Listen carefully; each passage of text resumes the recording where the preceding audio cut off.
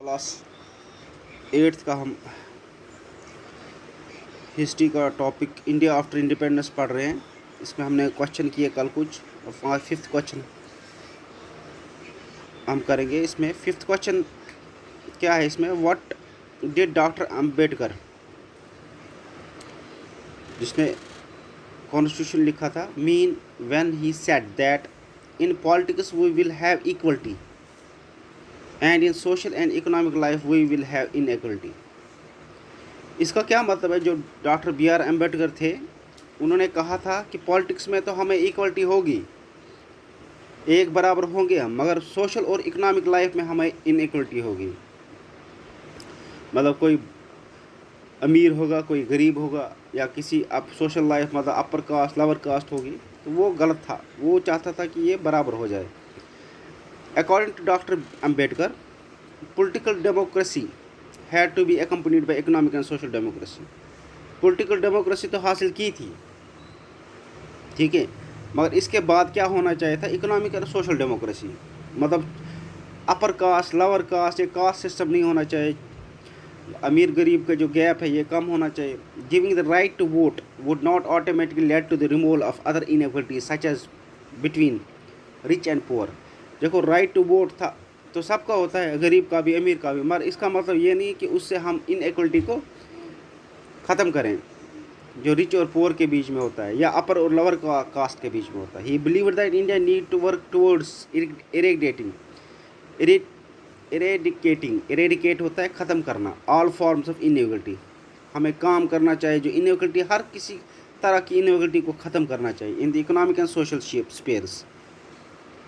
Only then would the equality granted by the Constitution in the sphere of politics, that is one vote for every adult Indian citizen, be of any value। तो तब उसका value होगा, मतलब vote का।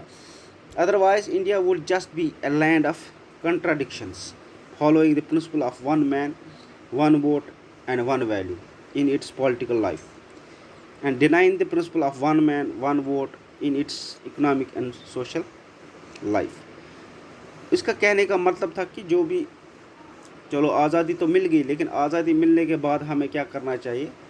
जो inequalities को ख़त्म करना है, जो gap between rich and poor उसको ख़त्म करना है, या अपर कास्ट लोअर कास्ट उसको भी ख़त्म करना है, तभी हम आगे बढ़ सकते हैं।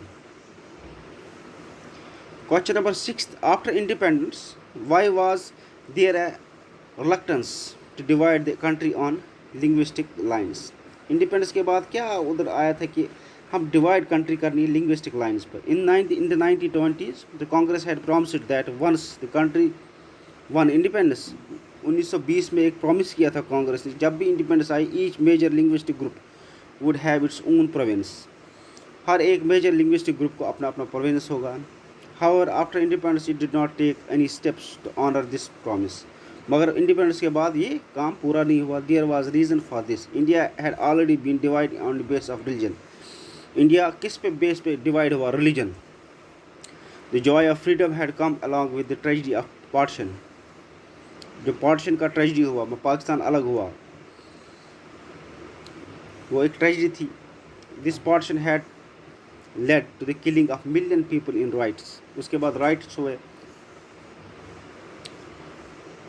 दंगे हुए, fresh divisions were not considered to be feasible. उसके बाद भी हम डिवीजन करते, मतलब प्रोविंस को अलग करते, वो ठीक नहीं रहता। Congress leaders believe that my any further division of the country would only disturb its unity and progress. They felt that the need of the hour was for India to remain strong and united and work towards being a nation, and anything that hindered the growth of nationalism had to be rejected। वो फिर नहीं कर सकते कि अलग नहीं provision कर सकते, अलग लिंग्विस्टिक बेस पे हम अलग करेंगे, ये अलग इलाका वो अलग इलाका, इससे फिर से हम डिवाइड हो जाते हैं।